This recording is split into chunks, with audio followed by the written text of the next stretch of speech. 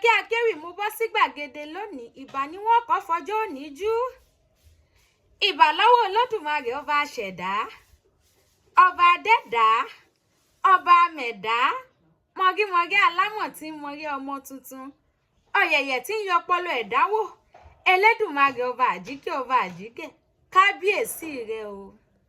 Kí ni mo tún wá sétí ìgbọ́ wa lónìí?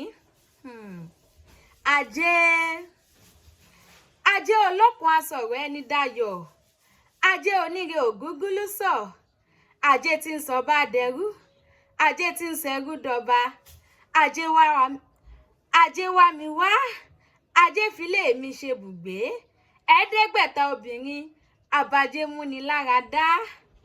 Èmi ò mọ ohun yín fi ṣafárá, wọn ò mọ ohun èèrà fi ń ṣe ìpẹlẹ̀, ohun yèyé ajé fi ṣọrọ̀ yẹ nìkan, òrìṣà odò ajé o wá filé mi ṣe bùgbé, ajé jẹ́ ní ẹ lọ́wọ́ torí ẹni bá ní ẹ lọ́wọ́ òní gbóhùn rẹ̀ ṣe nílé ayé, ajé má jẹ́ ní ẹ lọ́rùn torí ẹni bá lájé lọ́rùn gbèsè ní fọjọ́ ayé rẹ̀ jẹ kì í ní lárí, bẹ́ẹ̀ sì ni kì í gbélé ayé ṣe rere.